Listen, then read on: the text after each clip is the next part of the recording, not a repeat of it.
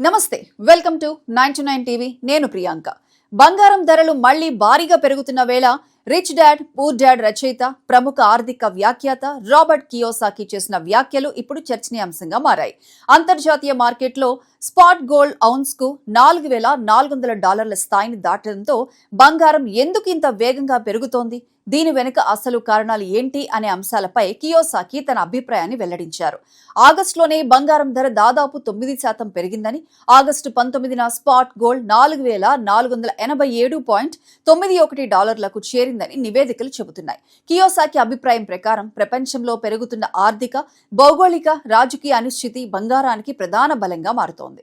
యుద్ధాలు, ఇంధన సరఫరాపై ఆందోళనలు, హర్మోజ్ జలసంధి పరిస్థితులు వంటి అంశాలు పెట్టుబడిదారుల్లో భయాన్ని పెంచుతున్నాయి. సాధారణంగా ఇలాంటి సంక్షోభ సమయాల్లో పెట్టుబడిదారులు రిస్క్ ఉన్న ఆస్తుల నుంచి డబ్బును తీసి బంగారం లాంటి సేఫ్ హెవెన్ ఆస్తుల వైపు మళ్లిస్తారు. అదే సమయంలో అమెరికా ద్రవ్యోల్బణం, ఫెడరల్ రిజర్వ్ వడ్డీ రేట్లపై అంచనాలు కూడా బంగారం ధరలను ప్రభావితం చేస్తున్నాయి. మరో కీలక అంశం అమెరికా ప్రభుత్వ అప్పులు. ప్రభుత్వ రుణభారం, భారీ వ్యయం పెరుగుతున్న కొద్దీ కరెన్సీ విలువపై ఆందోళనలు పెరుగుతాయని కియోసాకి భావిస్తున్నారు. కరెన్సీలపై నమ్మకం తగ్గినప్పుడు పరిమిత సరఫరా ఉన్న బంగారం, వెండి వంటి ఆస్తులకు డిమాండ్ పెరగవచ్చు అన్నది ఆయన వాదన. ప్రపంచంలోని కేంద్ర బ్యాంకులు కూడా బంగారం నిల్వలను పెంచుకోవడం ఈ ధోరణికి మరో కారణంగా ఆయన పేర్కొన్నారు. China, Bharat, Poland, Turkey, Singapore వంటి దేశాలు బంగారం నిల్వలను పెంచుకుంటున్నాయని ఆయన చెప్పారు. అయితే కియోసాకి వ్యాఖ్యలను పెట్టుబడి సలహాగా కాకుండా ఆయన వ్యక్తిగత మార్కెట్ అభిప్రాయంగా చూడాలి. గతంలో కూడా ఆయన బంగారం, వెండి, బిట్ కాయిన్ పై చాలా బుల్లిష్ అంచనాలు చేశారు.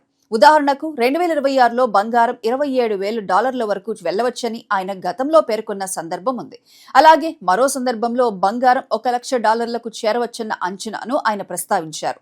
కాబట్టి ఇలాంటి భారీ అంచనాలను చూసి వెంటనే పెట్టుబడి పెట్టడం కంటే మన ఆర్థిక పరిస్థితి, పెట్టుబడి లక్ష్యం, రిస్క్ సామర్థ్యం, మార్కెట్ పరిస్థితులను పరిశీలించడం చాలా ముఖ్యం.